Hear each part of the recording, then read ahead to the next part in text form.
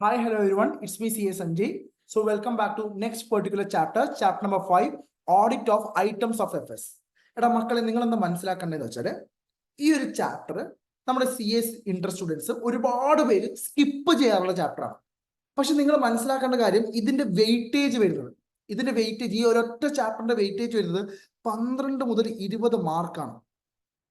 12 മുതൽ 20 മാർക്കിന് ചോദ്യമാണ് ഈ ഒരൊറ്റ ചാപ്റ്ററിൽ നിന്ന് വരുന്നത്. ഓക്കെ സർ, അപ്പൊ ഈ ചാപ്റ്റർ എന്തിനാണ് സർ കുട്ടികൾ സ്കിപ്പ് ചെയ്യുന്നത്? ഇതിന്റെ ലെങ്ത് കണ്ടിട്ടാണ്. ഇത് ഒരുപാടുണ്ട്. പക്ഷെ ഞാൻ പറയട്ടെ, ഈ ഒരു ചാപ്റ്ററിനോടുള്ള നിങ്ങളുടെ approach should be entirely different. നിങ്ങൾ സ്റ്റാൻഡേർഡ് ബേസ്ഡ് ചാപ്റ്റേഴ്സ് പഠിക്കുന്ന പോലെ ആയിരിക്കരുത് ഈ ഒരു ചാപ്റ്റർ പഠിക്കുന്നത്. See, to be honest, chapter number 5ഉം ചാപ്റ്റർ നമ്പർ 9ഉം ഈ രണ്ട് ചാപ്റ്റേഴ്സിനോടുള്ള നിങ്ങളുടെ approach should be entirely different. ഈ രണ്ട് ചാപ്റ്റേഴ്സിനോട് നിങ്ങളുടെ അപ്രോച്ച് ബി എൻറ്റയർലി ഡിഫറെന്റ്. നിങ്ങൾ മറ്റ് ചാപ്റ്റർ നമ്പർ 1, 2, 3, 4, 6, 7, 8, 10 ഈ പറഞ്ഞ ചാപ്റ്റേഴ്സ് ഒക്കെ നിങ്ങൾ പഠിക്കുന്ന സമയത്ത് നിങ്ങൾ ഒരു ബൈ ഹാർട്ടിംഗ് ലെവലില് സ്റ്റാൻഡേർഡ്സ് ബേസ്ഡ് ആണ് നിങ്ങൾ പഠിക്കുന്നത്. ആ ഒരു ചാപ്റ്റേഴ്സ് പഠിക്കുന്ന പോലെ അല്ല ഈ ചാപ്റ്റർ പഠിക്കേണ്ടത്. ദിസ് ഇസ് പക്ക ഒരു പ്രാക്ടിക്കൽ ഓറിയന്റഡ് ചാപ്റ്റർ ആണ്. ഇതൊരു പ്രാക്ടിക്കൽ ഓറിയന്റഡ് ചാപ്റ്റർ ആണ്. സർ എന്താ സർ പ്രാക്ടിക്കൽ ഓറിയന്റഡ് എന്ന് പറഞ്ഞാൽ? എടാ സബ്ജക്റ്റിന്റെ പേരെന്താ? ഈ ചാപ്റ്ററിന്റെ പേരെന്താ? Sir audit of items of financial statement. Financial സ്റ്റേറ്റ്മെന്റിൽ എന്താണ് ഉണ്ടാവാറുള്ളത്? സർ ഫിനാൻഷ്യൽ സ്റ്റേറ്റ്മെന്റിൽ ബാലൻസ് ഷീറ്റ് ഉണ്ട്, P&L അക്കൗണ്ട് ഉണ്ട്, പിന്നെ കുറച്ച് നോട്ട്സ് ടു അക്കൗണ്ട്സ് ഉണ്ടോ? Okay sir. ബാലൻസ് ഷീറ്റ് എന്താണ് സർ ഉണ്ടാവുക? സർ ബാലൻസ് ഷീറ്റ് എന്താ സർ ഉണ്ടാവുക? അസറ്റ് ഉണ്ടാവും, ലയബിലിറ്റി ഉണ്ടാവും. ഓക്കെ. P&L അക്കൗണ്ട് എന്താ ഉണ്ടാവുക? റവന്യൂ ഐറ്റംസ് ഉണ്ടാവും, എക്സ്പെൻസ് ഐറ്റംസ് ഉണ്ടാവും. Okay sir. സോ ഒരു 2-3 അസറ്റ് ഐറ്റംസ് പറയാം സർ. PPE, ട്രേഡ് റിസീവബിൾസ്, ഇതൊക്കെയാണ് സർ. പിന്നെ ക്യാഷ് ആൻഡ് ക്യാഷ് ഇക്വാലൻസ്, ഇതൊക്കെ അസറ്റ് ആണ് സർ. ലയബിലിറ്റി പറഞ്ഞേ സർ, ഷെയർ ക്യാപിറ്റൽ, പിന്നെ ട്രേഡ് പേബിൾസ്, ബോറോവിങ്സ്, ഇതൊക്കെയാണ് sir liabilities. Okay fine. Revenue item sir sales, other incomes. Expense sir expense power and fuel, പിന്നെ purchases, other expenses like rent, other expenses. Okay. അപ്പൊ ഈ പറഞ്ഞ ഓരോരോ ഐറ്റംസും എങ്ങനെയാണ് ഒരു ഓഡിറ്റർ വെരിഫൈ ചെയ്യേണ്ടത്? നാളെ നിങ്ങളൊരു കമ്പനി ഓഡിറ്റ് ചെയ്യാൻ വേണ്ടി ചെല്ലുന്ന സമയത്ത് അവിടുത്തെ PPE എങ്ങനെ നിങ്ങൾ വെരിഫൈ ചെയ്യും? അവിടുത്തെ ട്രേഡ് റിസീവബിൾസ് എങ്ങനെ നിങ്ങൾ വെരിഫൈ ചെയ്യും? അവിടുത്തെ ക്യാഷ് എങ്ങനെ നിങ്ങൾ വെരിഫൈ ചെയ്യും? ഷെയർ ക്യാപിറ്റൽ എങ്ങനെ വെരിഫൈ ചെയ്യും? പക്ക പ്യോർ പ്രാക്ടിക്കൽ ഓറിയന്റഡ് ചാപ്റ്റർ ആണിത്. ഓക്കെ ആണോ? സോ ഈ ഒരു ചാപ്റ്റർ ക്രാക്ക് ചെയ്യണമെങ്കിൽ യു ഷുഡ് ഹാവ് അത്യാവശ്യം knowledge about accounts as well as law. ഈ രണ്ട് സബ്ജക്റ്റിനെ കുറിച്ച് നിങ്ങൾക്ക് അത്യാവശ്യ ധാരണ ഉണ്ടെങ്കിൽ, അക്കൗണ്ട്സിനകത്ത് നമ്മൾ ഷെഡ്യൂൾ 3ന്റെ ഫോർമാറ്റ് ഒക്കെ പഠിക്കുന്നുണ്ട്. ലോനകത്ത് നമ്മൾ ഒരുപാട് സെക്യൂരിറ്റീസ് പ്രീമിയം എങ്ങനെയാണ്, പിന്നെന്താണ് ഷെയർസ് ഇഷ്യൂ ഡിസ്കൗണ്ട് എങ്ങനെയാണ്, can we issue shares at discount, how to issue shares at premium, അതിനെ കുറിച്ചൊക്കെ നമ്മൾ പഠിക്കുന്നുണ്ട്. സോ ഇതിനെ പറ്റിയൊക്കെ അത്യാവശ്യം ധാരണയുണ്ടെങ്കിൽ you can score very good marks in this particular chapter. See, ഇപ്പം ഈ അടുത്ത് ലാസ്റ്റ് കഴിഞ്ഞ എക്സാം നമ്മൾ നോക്കുവാണെങ്കിൽ ഓഡിറ്റിങ്ങിനകത്ത് 8 മാർക്കിന് ചോദ്യം വന്നത് അക്കൗണ്ടിങ് സ്റ്റാൻഡേർഡ്സ് ആണ്, AS. ഞാൻ പരീക്ഷ കഴിഞ്ഞിട്ട് ഞാൻ നോക്കുന്ന സമയത്ത് അക്കൗണ്ട്സ് എടുക്കുന്ന ഫാക്കൽറ്റീസ് സ്റ്റോറി ഇട്ടിട്ടുണ്ട്, വാട്സാപ്പിൽ സ്റ്റാറ്റസ് ഒക്കെ ഇട്ടിട്ടുണ്ട്. Thanks to know that our accounting standards class was beneficial for your auditing exam. I was like what the hell is this? ഞാൻ മെസ്സേജ് അയച്ചു, എടാ എന്ത് സംഭവം, തന്നെ ഓഡിറ്റിംഗ് എക്സാം ആയിരുന്നില്ലേ? അപ്പൊ സഞ്ജയ് സാർ ഇന്ന് ഓഡിറ്റിംഗ് എക്സാമിന് 8-10 മാർക്കിന് അക്കൗണ്ടിങ് സ്റ്റാൻഡേർഡ്സിലെ ക്വസ്റ്റ്യൻസ് വന്നിട്ടുണ്ട്. സോ നമ്മുടെ അക്കൗണ്ടിംഗ് സ്റ്റാൻഡേർഡ്സിന്റെ ക്വസ്റ്റ്യൻസ് ഒക്കെ വളരെ ഈസി ആയിട്ട് അവർക്ക് ക്രാക്ക് ചെയ്യാൻ പറ്റി എന്നൊക്കെ പറഞ്ഞ കുട്ടികൾ മെസ്സേജ് അയച്ചു. ഞാൻ പറഞ്ഞു ഓക്കെ ഫൈൻ, ശരി ഓക്കെ എന്നൊക്കെ പറഞ്ഞു. വളരെ പണ്ടൊക്കെ അക്കൗണ്ടിംഗ് സ്റ്റാൻഡേർഡ്സിന്റെ ക്വസ്റ്റ്യൻസ് ചോദിക്കാറുണ്ടായിരുന്നു, പിന്നീട് അവർ അങ്ങനെ ചോദിക്കാറില്ല. ഇപ്പൊ വീണ്ടും ആ ട്രെൻഡ് വന്നിട്ടുണ്ട്. So whenever you are going for auditing exam, make sure that you are having അത്യാവശ്യം knowledge about all the accounting standards. Okay ആണോ? ഫൈൻ ആണോ? Yes. So what is our approach for this particular chapter? നമ്മൾ ഈ ചാപ്റ്ററിനെ actually 4 ആയിട്ട് divide ചെയ്യണം. ഒറ്റ വീഡിയോയിലല്ല നമ്മൾ തീർക്കുന്നത്. ഓക്കെ, ഒറ്റ വീഡിയോയിലല്ല നമ്മൾ തീർക്കുന്നത്. ഓക്കെ, ഈ ചാപ്റ്റർ പഠിക്കാനുള്ള ഒരു ഷോർട്ട് ആയിട്ടുള്ള PDF ഞാൻ നിങ്ങൾക്ക് പ്രൊവൈഡ് ചെയ്യും. ആ PDF വെച്ച് പഠിച്ചാൽ മതി. That is more than enough.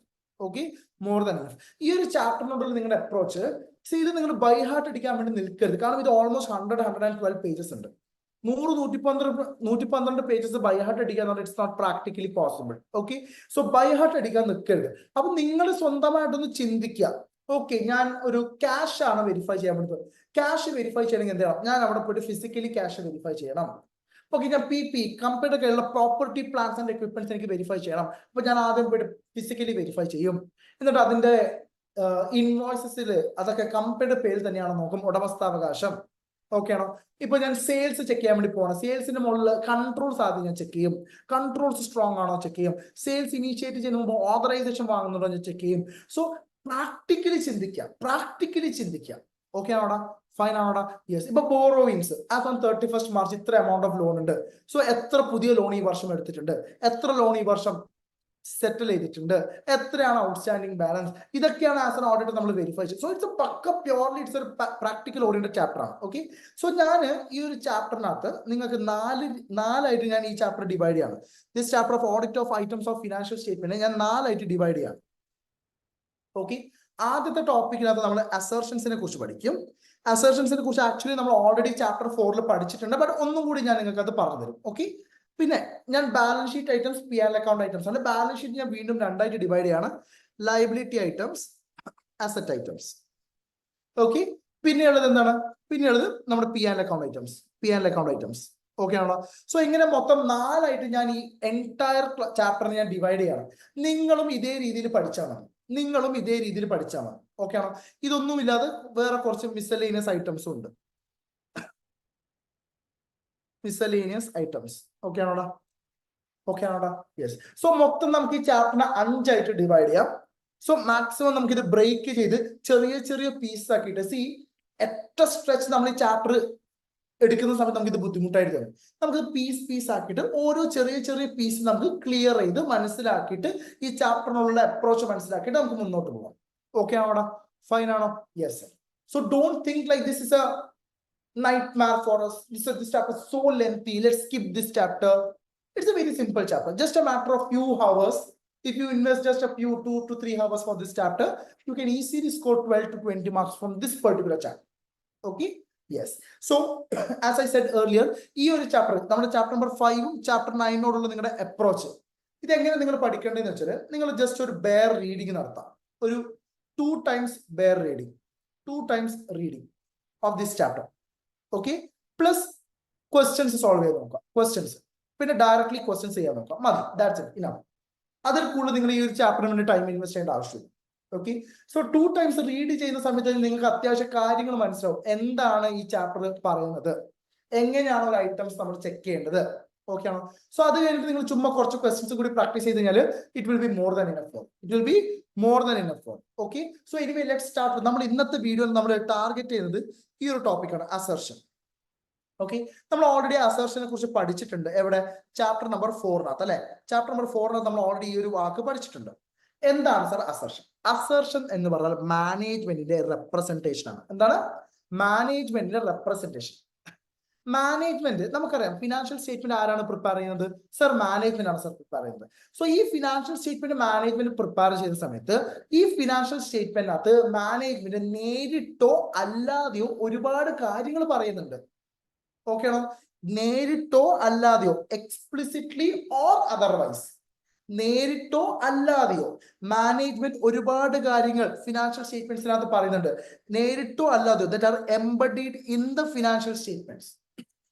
It refers to the representations by the management explicitly or otherwise that are embodied in the financial statement. Financial statements embodied എന്ന് പറയുന്നത് inside the financial statement. So financial statement അകത്ത് management നേരിട്ടോ അല്ലാതെയോ ഒരുപാട് കാര്യങ്ങൾ represent ചെയ്യുന്നുണ്ട്. ഈ represent ചെയ്യുന്ന കാര്യങ്ങളെയാണ് ഞാൻ എന്ത് വിളിക്കുന്നത്? അസേർഷൻ എന്ന് വിളിക്കുന്നത്. അപ്പൊ മാനേജ്മെന്റ് റെപ്രസെന്റ് ചെയ്യുന്ന കാര്യങ്ങളൊക്കെ ശരിയാണോ എന്നാണ് ഓഡിറ്റർ ചെക്ക് ചെയ്യേണ്ടത്. ഈ പറഞ്ഞ മാനേജ്മെന്റ് റെപ്രസെന്റ് ചെയ്ത കാര്യങ്ങളിൽ എന്തെങ്കിലും മിസ്റ്റേറ്റ്മെന്റ്സ് വരാൻ സാധ്യതയുണ്ടോ എന്നാണ് ഓഡിറ്റർ ചെക്ക് ചെയ്യേണ്ടത്. സോ മാനേജ്മെന്റ് എന്താണോ റെപ്രസെന്റ് ചെയ്യുന്നത്, it should be used by the auditor to consider different types of potential misstatement. ഈ മാനേജ്മെന്റ് ഫിനാൻഷ്യൽ സ്റ്റേറ്റ്മെന്റ്സിൽ പറഞ്ഞിട്ടുള്ള കാര്യങ്ങളിനകത്ത് എവിടെയെങ്കിലും പൊട്ടൻഷ്യൽ മിസ്റ്റേറ്റ്മെന്റ്സ് വരാൻ ചാൻസ് ഉണ്ടോ? സേ ഫോർ എക്സാമ്പിൾ, ഞാനിപ്പോ ഒരു ബാലൻസ് ഷീറ്റ് ഐറ്റം പറയാണ്, building is equal to 1 CR. ഓക്കെ, ബിൽഡിംഗ് 1 കോടി എന്ന് കാണുന്ന സമയത്ത് നിങ്ങൾക്ക് എന്തൊക്കെ കാര്യങ്ങളാണ് മനസ്സിലാക്കാൻ പറ്റുന്നത്? ഇവിടെ മാനേജ്മെന്റ് ഒരുപാട് കാര്യങ്ങൾ പറയുന്നുണ്ട്. നേരിട്ടും അല്ലാതെയും ഒരുപാട് കാര്യങ്ങൾ. ചുമ്മാ ബിൽഡിംഗ് ഇസ്കിൾഡ് 1 കോടി എന്ന് പറഞ്ഞ് നമ്മൾ ഒഴിവാക്കരുത്. മാനേജ്മെന്റ് അവിടെ ഒരുപാട് കാര്യങ്ങൾ പറയുന്നുണ്ട്. എന്തൊക്കെയാ പറയുന്നത്? അങ്ങനെ ഒരു ബിൽഡിംഗ് നിലവിലുണ്ട്, എക്സിസ്റ്റൻസ്. യു റിമെമ്പർ ERCV, കൊക്ക, ഒക്ക എന്നൊക്കെ പറഞ്ഞ് ഓർക്കുന്നുണ്ടോടാ? ചാപ്റ്റർ 4 യെസ് സർ, ഓർക്കുന്നുണ്ട് sir. So existence, sorry. So first assertion എന്താ? മാനേജ്മെന്റിന്റെ എക്സിസ്റ്റൻസ്. അങ്ങനെ ഒരു ബിൽഡിംഗ് അവിടെ എക്സിസ്റ്റ് ചെയ്യുന്നുണ്ട്. ഇതാണ് മാനേജ്മെന്റ് അസർഷൻ നമ്പർ 1. അങ്ങനെ ഒരു ബിൽഡിംഗ് അവിടെ എക്സിസ്റ്റ് ചെയ്യുന്നുണ്ട്. അപ്പൊ ഓഡിറ്റർ ചെക്ക് ചെയ്യണം പോയിട്ട്, അങ്ങനെ ഒരു ബിൽഡിംഗ് അവിടെ എക്സിസ്റ്റ് ചെയ്യുന്നുണ്ടോ? എങ്ങനെ ചെക്ക് ചെയ്യാം? അവിടെ നേരിട്ട് പോയിട്ട് ഫിസിക്കലി വെരിഫൈ ചെയ്യും, അങ്ങനെ ഒരു ബിൽഡിംഗ് അവിടെ എക്സിസ്റ്റ് ചെയ്യുന്നുണ്ടോ. സെക്കൻഡ്, മാനേജ്മെന്റ് പറയാണ് ഈ ബിൽഡിങ്ങിന്റെ ഉടമസ്ഥാവകാശം കമ്പനിയുടെ പേരിലാണ്. എടാ, കമ്പനി ബാലൻസ് ഷീറ്റിൽ ബിൽഡിംഗ് എന്ന് കാണിച്ചിട്ടുണ്ടെങ്കിൽ അതിന്റെ അർത്ഥം ആ ബിൽഡിംഗ് കമ്പനിയുടെ പേരിലാണെന്നല്ലേ. കമ്പനിയുടെ പേരിൽ അല്ലാത്തൊരു അസറ്റ് നമുക്ക് ബാലൻസ് ഷീറ്റിൽ കാണിക്കാൻ പറ്റുമോ? കമ്പനിയുടെ പേരിൽ അല്ലാത്ത ഒരു ബിൽഡിംഗ് കമ്പനിക്ക് ബിൽഡിംഗ് എന്ന് പറയുന്ന ബാലൻസ് ഷീറ്റിൽ കാണിക്കാൻ പറ്റുമോ? ഇല്ല. അപ്പൊ ബിൽഡിംഗ് എന്ന് 1 കോടി കാണിച്ചിട്ടുണ്ടെങ്കിൽ അതിന്റെ അർത്ഥം ആ ബിൽഡിങ്ങിന്റെ ഉടമസ്ഥാവകാശം കമ്പനിയുടെ പേരിലാണെന്നല്ലേ അർത്ഥം. യെസ്. സോ മാനേജ്മെന്റ് പറയണേ ഈ അസറ്റിന് മുകളിലുള്ള റൈറ്റ്സും ബാലൻസ് ഷീറ്റിൽ കാണിച്ചിട്ടുള്ള ലയബിലിറ്റീസിന് മുകളിലുള്ള ഒബ്ലിഗേഷൻസും കമ്പനിയുടെ പേരിലാണ് എന്നാണ് മാനേജ്മെന്റ് പറയുന്നത്. So as an auditor check ചെയ്യണം. എങ്ങനെ ചെക്ക് ചെയ്യുക? ഈ ബിൽഡിങ്ങിന്റെ ടൈറ്റിൽ ഡീഡ്സ് എടുത്ത് നോക്കും, ആധാരം എടുത്ത് നോക്കും, അത് കമ്പനിയുടെ പേരിലാണോ? യെസ്. ഓക്കെ, അതാണ് ഓഡിറ്റർ ചെക്ക് ചെയ്യേണ്ടത്.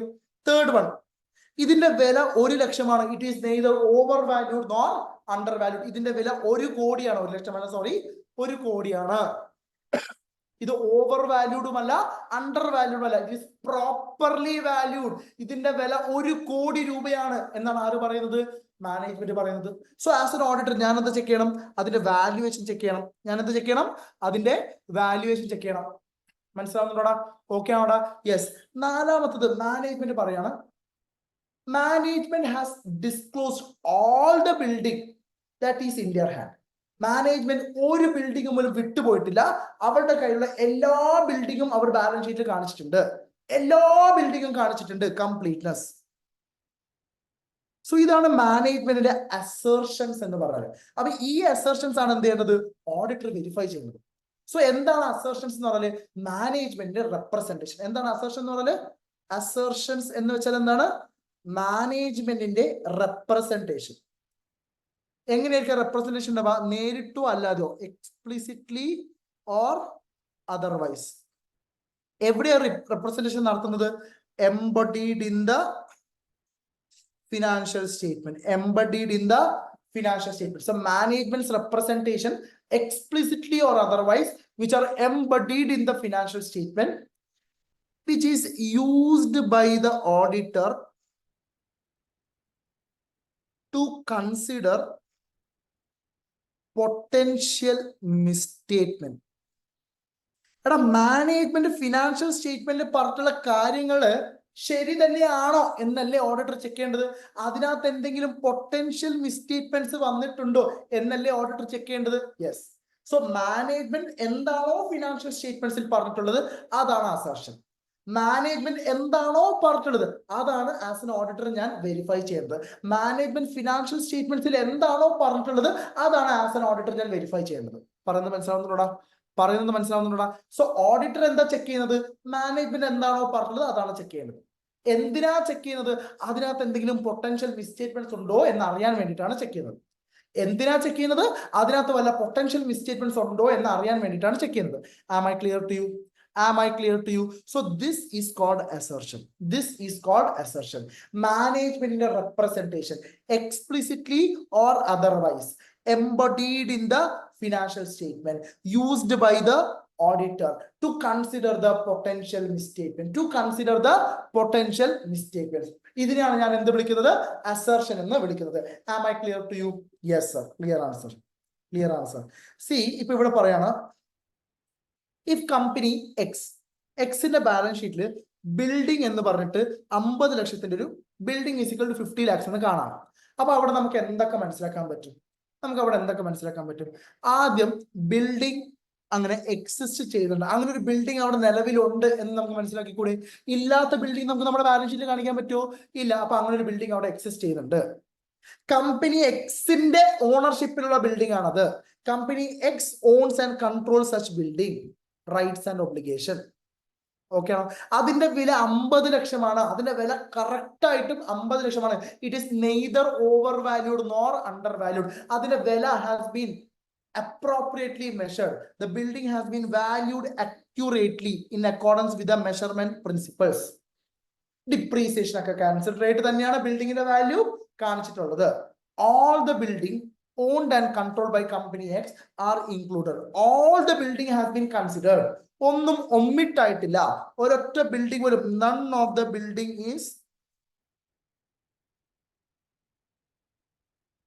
is omitted. None of the building is omitted. ഒരൊറ്റ ബിൽഡിംഗ് പോലും omit ആയിട്ടില്ല എന്നും കൂടി അവിടെ ഓഡിറ്റർ മാനേജ്മെന്റ് അവിടെ റെപ്രസെന്റ് ചെയ്യാണ്. Are you guys able to understand? Are you guys able to understand? Yes. നമുക്ക് ഇതുപോലെ തന്നെ ഇപ്പൊ നമ്മൾ പഠിച്ചത് ഏതാണ്? ബാലൻസ് ഷീറ്റ് അസർഷൻസ് അല്ലെ? ബാലൻസ് ഷീറ്റ് അസർഷൻസ് എന്തൊക്കെയാ? Balance sheet assertions, balance sheet management assertions എന്തൊക്കെയാണ്? Existence, completeness, sorry cut off നമ്മൾ നോക്കണം, വാല്യുവേഷൻ, റൈറ്റ്സ് ആൻഡ് ഒബ്ലിഗേഷൻ, പിന്നെ പ്രസന്റേഷൻ ആൻഡ് ഡിസ്ക്ലോഷർ നമ്മൾ നോക്കണം. Okay, so let's read assertions relating to balance sheet. ഇവിടെ കണ്ടോ പറഞ്ഞത് എക്സിസ്റ്റൻസ്. എന്താ എക്സിസ്റ്റൻസ് എന്ന് പറഞ്ഞാല്? അങ്ങനെ ഒരു ബിൽഡിംഗ് അവിടെ എക്സിസ്റ്റ് ചെയ്യുന്നുണ്ട്, അങ്ങനെ ഒരു ലയബിലിറ്റി അവിടെ എക്സിസ്റ്റ് ചെയ്യുന്നുണ്ട്. കംപ്ലീറ്റ്നെസ്, കംപ്ലീറ്റ്നെസ് എന്താണ്? കാണിക്കേണ്ടതായിട്ടുള്ള എല്ലാം കൃത്യമായിട്ടും കാണിച്ചിട്ടുണ്ട്. ഓക്കെ, വാല്യുവേഷൻ, കാണിച്ച ഫിഗർ അതിന്റെ വാല്യൂ അപ്രോപ്രിയേറ്റ് ആണ്. Rights and obligation, rights and obligation ഇതിന്റെ ഉടമസ്ഥാവകാശം കമ്പനിയുടെ പേരിൽ തന്നെയാണ്. ഇത് ഡിസ്ക്ലോസ് ചെയ്ത രീതിയും പ്രോപ്പർ ആണ്. സോ നമുക്ക് ഓരോന്നോരോന്നായിട്ട് വായിച്ചു നോക്കാം. First one is existence. എന്താ എക്സിസ്റ്റൻസ് എന്ന് പറഞ്ഞാൽ?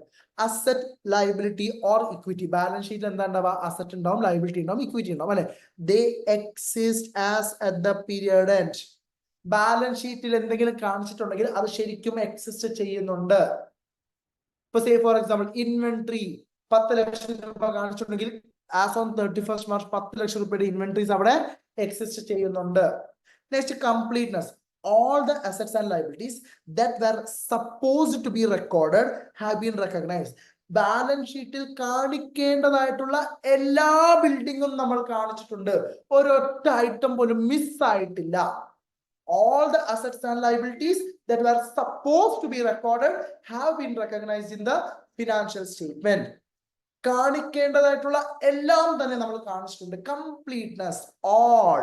കംപ്ലീറ്റ്നെസ് എന്ന് പറഞ്ഞാൽ all the items that were supposed to be recorded in the balance sheet have been recognized. ഒരൊറ്റ ബിൽഡിംഗ് ഇപ്പൊ say for example building is equal to 10 കോടി എന്ന് കണ്ടിട്ടുണ്ടെങ്കിൽ നമുക്ക് എന്താ മനസ്സിലാക്കാം? കമ്പനിയുടെ കയ്യിലുള്ള എല്ലാ ബിൽഡിംഗും കൺസിഡർ ചെയ്തിട്ടാണ് ആ വാല്യൂ 10 കോടി വന്നിട്ടുള്ളത്. കമ്പനിയുടെ കയ്യിൽ 10 ബിൽഡിങ്ങിന്റെ 10 ബിൽഡിങ്ങിനും കൂടി കൺസോൾഡേറ്റ് ആയിട്ടുള്ള ഫിഗർ ആണ് എത്ര? 10 കോടി. എല്ലാ ബിൽഡിങ്ങും കൺസിഡർ ചെയ്തിട്ടുണ്ട്. അടുത്തത് കട്ട് ഓഫ്. എന്താ കട്ട് ഓഫ് എന്ന് പറഞ്ഞാല്?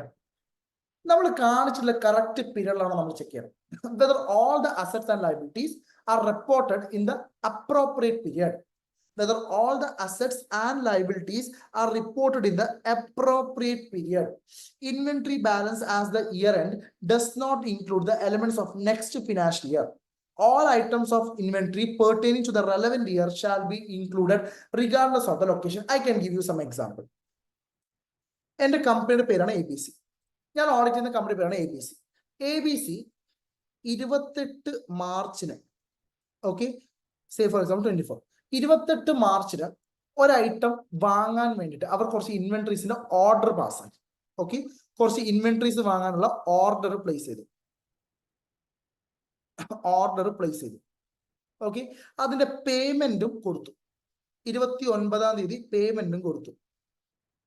ഓക്കെ, ഇൻവെന്ററി വന്നത് 4th ഏപ്രിലിനാണെന്ന് വിചാരിക്കാം. ഫിനാൻഷ്യൽ ഇയർ മാറിയേ. ഇതേത് ഫിനാൻഷ്യൽ ഇയർ ആണ് സർ? ഇത് 23-24 ആണ് സർ ഫിനാൻഷ്യൽ. ഇതേതാ ഫിനാൻഷ്യൽ ഇയർ സർ? ഇത് 24-25 ആണ് സർ ഫിനാൻഷ്യൽ ഇയർ. ഓക്കെ ആണോടാ? ഫൈൻ ആണോ? സോ എപ്പോഴാണ് ഗുഡ്സ് ഡെലിവർഡ് ആയത്? Goods dispatched on 4th April. 5th ഏപ്രിലിന് ഗുഡ്സ് റിസീവ്ഡ്.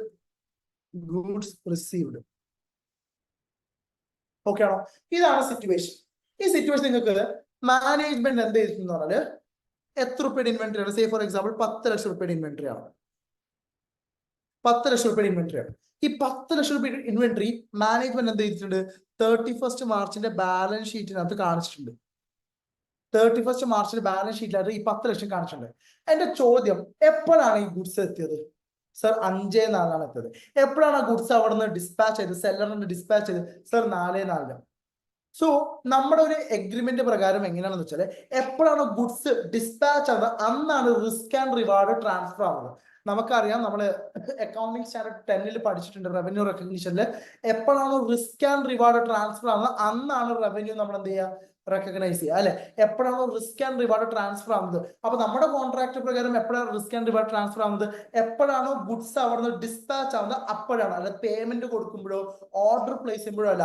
ഗുഡ്സ് എപ്പോഴാണോ അവിടുന്ന് ഡിസ്പാച്ച് ആവുന്നത് അന്നാണ് റിസ്ക് ആൻഡ് റിവാർഡ് ട്രാൻസ്ഫർ ആവുന്നത്. സോ ഈ ഒരു കേസിനകത്ത് നമുക്ക് ഗുഡ്സ് ഏത് ഫിനാൻഷ്യലിലാണ് കാണിക്കാൻ പറ്റുക? 23-24 ബാലൻസ് ഷീറ്റ് ആണോ 24-25 ബാലൻസ് ഷീറ്റ് ആണോ? സർ 24-25 ആണ് സർ. കാരണം ഗുഡ്സ് എപ്പോഴാണ് റിസ്ക് ആൻഡ് റിവാർഡ് എപ്പോഴാണ് ട്രാൻസ്ഫർ ആവുന്നത്? സർ 4/4 സർ ട്രാൻസ്ഫർ ആവുന്നത്. അത് ഫിനാൻഷ്യൽ മാറി സർ. സോ നമുക്ക് നമ്മുടെ 31 മാർച്ചിന്റെ ബാലൻസ് ഷീറ്റിനകത്ത് ഈ 10 ലക്ഷത്തിന് ഇൻവെന്ററി കാണിക്കാൻ പറ്റില്ല. സോ അത് നമ്മൾ കൃത്യമായിട്ട് കട്ട് ഓഫ് ചെയ്യണം. കട്ട് ഓഫ് എന്ന് പറയുന്നത് whether all the assets and liabilities have been recorded in the appropriate period. അതാണ് അവിടെ കട്ട് ഓഫ് കൊണ്ട് ഉദ്ദേശിക്കുന്നത്. മനസ്സിലാവുന്നുണ്ടോടാ? ഓക്കെ ആണോടാ? യെസ്. അടുത്തത് വാല്യുവേഷൻ. എന്താ ഉദ്ദേശിക്കുന്നത്? ബിൽഡിംഗ് 10 കോടി എന്ന് കാണിച്ചിട്ടുണ്ടെങ്കിൽ the assets and liabilities have been valued appropriately. It has been recorded amount in which the records are appropriate. Amounts at which they are recorded are appropriate. It is neither overstated nor understated. പറഞ്ഞ മനസ്സിലാവുന്നുണ്ടോടാ? Okay ആണോടാ? It is neither overstated nor understated. ഇതിന്റെ value കൂട്ടിയിട്ടുമില്ല കുറച്ചിട്ടുമില്ല. ഫൈനാണോ? Yes sir. Okay ആണോടാ? Yes. അടുത്തത് rights and obligation. Entity C balance ഷീറ്റിൽ ബിൽഡിംഗ് ഈസ് ഈക്വൽ ടു 10 കോടി എന്ന് കാണിച്ചിട്ടുണ്ടെങ്കിൽ അതിന്റെ അർത്ഥം എന്താ? ആ ബിൽഡിങ്ങിന്റെ ഉടമസ്ഥാവകാശം ആരുടെ പേരിലാണത്? കമ്പനിയുടെ പേരിലാണത്. Entity has the right to asset. ഇനി ലയബിലിറ്റി ആണെങ്കിലോ, the liabilities in the financial statement represents all the entities obligation to repay. Entity തിരിച്ചു കൊടുക്കാനുള്ള പൈസ മാത്രമാണ് നമ്മുടെ ബാലൻസ് ഷീറ്റിലെ ലയബിലിറ്റി ആയിട്ട് കാണിച്ചിട്ടുള്ളത്. നാട്ടുകാരുടെ ആരെങ്കിലും കൊടുക്കാനുള്ള പൈസ ഞാൻ എന്റെ ലയബിലിറ്റി ആയിട്ട് കാണിച്ചിട്ടില്ല.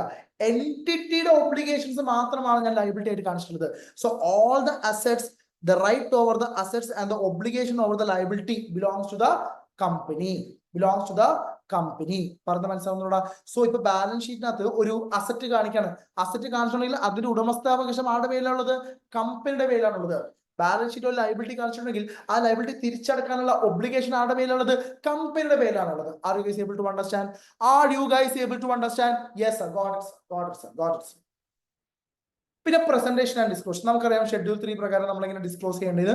So inventory can be classified as raw material, work in progress, finished goods, stock in trade, പിന്നെ stores and spares, loose tools, others, goods in transit, mode of valuation. ഇപ്പൊ ഗുഡ്സ് ഇൻ ട്രാൻസിറ്റ് അവിടുന്ന് already dispatch ആയിട്ടുണ്ടെങ്കിൽ അതിന്റെ risk and reward transfer അല്ല, അതപ്പോ നമ്മുടെ goods ആണല്ലോ. So നമ്മുടെ കയ്യിലെത്തിയിട്ടില്ല, ട്രാൻസിറ്റ് ആണ്. അത് നമുക്ക് എന്ത് ചെയ്യാം? നമുക്ക് ഗുഡ്സ് ഇൻ ട്രാൻസിറ്റ് ആയിട്ട് കാണിക്കാൻ പറ്റും. പറഞ്ഞ് മനസ്സിലാവുന്നോടാ?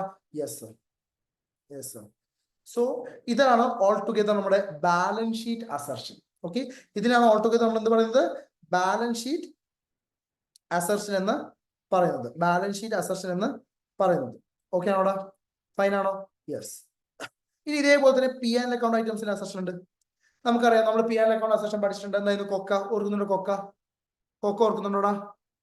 എന്തൊക്കെയാണ് P and account assertion? First one is occurrence എന്ന് നമുക്ക് ഓരോന്നോരോന്നായിട്ട് വായിക്കാം. First one occurrence. Tell me any P and account item. Sir, rent is equal to 10 ലക്ഷം,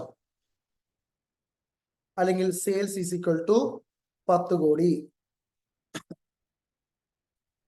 ഇതൊക്കെ പി ആൻഡ് അക്കൗണ്ട് ഐറ്റംസ് അല്ലേ? Yes sir. അപ്പൊ ഞാനൊരു ഫിനാൻഷ്യൽ സ്റ്റേറ്റ്മെന്റിൽ P and account rent is equal to 10 ലക്ഷം, സെയിൽസ് ഈസ് ഈക്വൽ ടു 10 കോടി എന്ന് കാണുന്ന സമയത്ത് ഞാൻ എന്താണ് മനസ്സിലാക്കേണ്ടത്?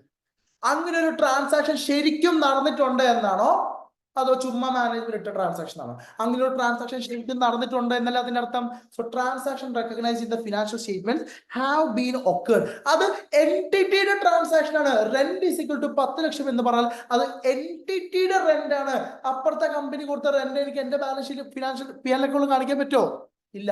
So such transaction relates to the entity. So അങ്ങനെ ഒരു ട്രാൻസാക്ഷൻ ഒക്കർ ചെയ്തിട്ടുണ്ട്. സെയിൽസ് ഇസ് ഈക്വൽ ടു 10 കോടി എന്ന് പറയുമ്പോൾ 10 കോടി രൂപയുടെ സെയിൽസിന്റെ ട്രാൻസാക്ഷൻ ആക്ച്വലി നടന്നിട്ടുണ്ടെന്നും ആ 10 കോടിയുടെ സെയിൽസും കമ്പനിയുടെ സെയിൽസ് ആണെന്നുമാണ് നമ്മുടെ മാനേജ്മെന്റ് പറയുന്ന അസർഷൻ. അതാണ് നമ്മുടെ ഓഡിറ്റർ ചെക്ക് ചെയ്യേണ്ടത്. Management P&L account sales is equal to 10 കോടി എന്ന് പറയുന്ന സമയത്ത് ആസ് എൻ ഓഡിറ്റർ ഞാൻ എന്താ മനസ്സിലാക്കേണ്ടത്? അങ്ങനെ ഒരു ട്രാൻസാക്ഷൻ അവിടെ നടന്നിട്ടുണ്ടെന്നും ആ ട്രാൻസാക്ഷൻ എൻറ്റിറ്റിയുടെ ട്രാൻസാക്ഷൻ ആണെന്നുമാണ് ഞാൻ മനസ്സിലാക്കുന്നത്. പറയുന്നത് മനസ്സിലാവുന്നുണ്ടോ? Yes sir.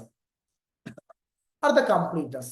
Rent is equal to 12 lakhs എന്ന് പറയുന്ന സമയത്ത് ഞാൻ എന്താ മനസ്സിലാക്കുന്നത്? 12 മാസത്തെ റെന്റ് ആണ് 12 ലക്ഷം രൂപ. എടാ P&L account is for the year ended അല്ലേ? ഒരു വർഷത്തെ ട്രാൻസാക്ഷൻ അല്ലേ P&L അക്കൗണ്ട് കാണിക്കുന്നത്? യെസ്. അപ്പൊ കംപ്ലീറ്റ്നസ് എന്ന് പറഞ്ഞാൽ all the transactions that were supposed to be recorded have been recorded. ഒരു ട്രാൻസാക്ഷനും ഒമിറ്റ് ആയിട്ടില്ല. സേ ഫോർ എക്സാമ്പിൾ എന്റെ പെർ മന്ത് റെന്റ് വരുന്നത് say for example 1 lakh rupees. Okay ആണോ? ഞാൻ എന്റെ ബാലൻസ് P&L അക്കൗണ്ടിൽ റെന്റ് ഈസ് ഈക്വൽ ടു 10 ലക്ഷം എന്നാണ് കാണിച്ചത്. അതിന്റെ അർത്ഥം എന്താ? 2 മാസം റെന്റ് എവിടെ മിസ്സായി പോയിട്ടുണ്ടെന്നല്ല അർത്ഥം. 2 മാസം റെന്റ് എവിടെ വിട്ടുപോയിട്ടുണ്ടെന്നല്ല അർത്ഥം. ഒരു മാസം 1 ലക്ഷം ആണെങ്കിൽ 12 മാസത്തേക്ക് ഇൻറ്റു 12 ആക്കിയാൽ 12 ലക്ഷം അല്ലേ വരേണ്ടത്? യെസ്. ഇവിടെ ഇപ്പൊ എത്ര വന്നിട്ടുള്ളത്? 10 ലക്ഷം. അതിന്റെ അർത്ഥം 2 മാസം റെന്റ് വിട്ടുപോയി എന്നല്ല അർത്ഥം. Yes. So management rent is equal to 12 laksham എന്ന് കാണിച്ചിട്ടുണ്ടെങ്കിൽ അതിന്റെ അർത്ഥം എന്താണ്? അത് 12 മാസത്തെ റെന്റ് ആണ്. ഒരു ട്രാൻസാക്ഷൻ മാനേജ്മെന്റ് വിട്ടുപോയിട്ടില്ല.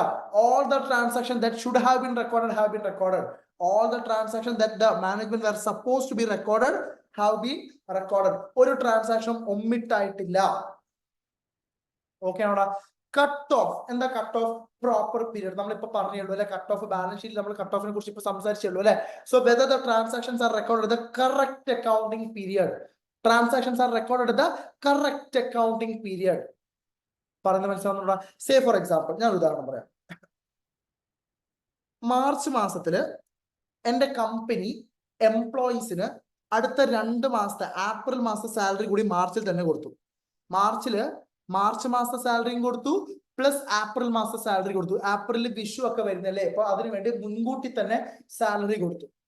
അപ്പം നിങ്ങൾ മനസ്സിലാക്കേണ്ട കാര്യം, ഈ മാനേജ്മെന്റിനെ സംബന്ധിച്ച് അടുത്ത മാസത്തെ സാലറി ഇപ്പോഴേ കൊടുത്താലും അത് അവരെ സംബന്ധിച്ച് ചെലവാ. അവരുടെ കയ്യിൽ നിന്ന് പൈസ പോയാൽ അവർ പറയും അത് ചെലവാണെന്നേ പറയൂ. പക്ഷെ അടുത്ത മാസ സാലറി ഇപ്പോഴേ നമ്മൾ കൊടുത്തു കഴിഞ്ഞാൽ അത് ആക്ച്വലി എക്സ്പെൻസ് ആണോ അതോ പ്രീപെയ്ഡ് എക്സ്പെൻസ്, അതിന്റെ അസറ്റ് ആണോ? നമുക്ക് ഏപ്രിൽ മാസ സാലറി കമ്പനി മാർച്ചിൽ അടച്ചിട്ടുണ്ട്. അപ്പൊ എനിക്ക് ഏപ്രിൽ മാസ സാലറി എക്സ്പെൻസ് ആയിട്ടാണോ ട്രീറ്റ് ചെയ്യാൻ പറ്റുക? അതോ പ്രീപെയ്ഡ് എക്സ്പെൻസ് ആയിട്ട് ഞാൻ P&L അക്കൗണ്ടിൽ കാണിക്കണോ? അതോ പ്രീപെയ്ഡ് എക്സ്പെൻസ് ആയിട്ട് ഞാൻ അസറ്റ് സൈഡിൽ ബാലൻസ് ഷീറ്റിൽ കാണിക്കണോ? എവിടെ കാണിക്കുക സർ? പ്രീപെയ്ഡ് എക്സ്പെൻസ് ആയിട്ട് അസറ്റ് സൈഡിൽ ബാലൻസ് ഷീറ്റിലാണ് സർ കാണിക്കേണ്ടത്. ശരിയല്ലടാ? യെസ്. പക്ഷെ ഇത് ആർക്കറിയില്ല? ഈ ബിസിനസ് നടത്തുന്ന മുതലാളിമാർക്ക് ഒരു പക്ഷെ അറിയണമെന്നില്ല. അവരെ സംബന്ധിച്ച് അടുത്ത മാസത്തെ സാലറി ഇപ്പോഴേ കൊടുത്താലും അവരെ സംബന്ധിച്ച് കയ്യിൽ നിന്ന് പൈസ പോയി അവർ പറയും ചെലവാണ്, ഇതെന്റെ ചെലവല്ലേ സാർ എന്നാണ് സംസാരിക്കുക. അപ്പൊ അവരെന്ത് ചെയ്യും? ആ പൈസക്ക് അവരുടെ ചെലവായിട്ട് കൺസിഡർ ചെയ്യണം. അത് ആക്ച്വലി ചെലവാണോ? അല്ല, അത് അവരുടെ അസറ്റാണ്. അപ്പൊ നമ്മള് കറണ്ട് പീരീഡ്, ഈ പീരീഡിലുള്ള ട്രാൻസാക്ഷൻ മാത്രമേ നമ്മൾ കൺസിഡർ ചെയ്യാൻ പാടുള്ളൂ. ഈ ഫിനാൻഷ്യൽ ട്രാൻസാക്ഷൻ, അതായത് 1 ഏപ്രിൽ മുതൽ 31 മാർച്ച് വരെ ട്രാൻസാക്ഷൻ, ഏപ്രിൽ മാസത്തെ സാലറി ഇപ്പോഴേ അടച്ചിട്ടുണ്ടെങ്കിൽ അത് നമ്മൾ എന്ത് ചെയ്യണം? ഒഴിവാക്കണം. സോ കട്ട് ഓഫ് എന്ന് പറഞ്ഞാൽ എന്താണ്?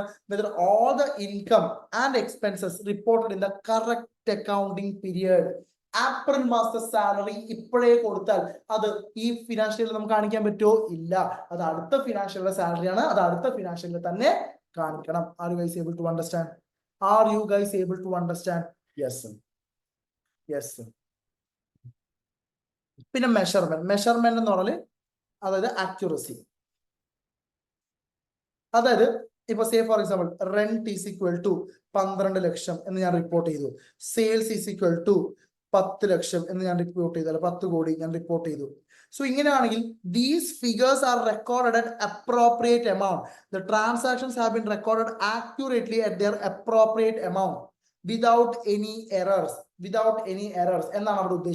So when the transactions are recorded in the P&L account, the management is saying that the transactions are recorded at the appropriate amount.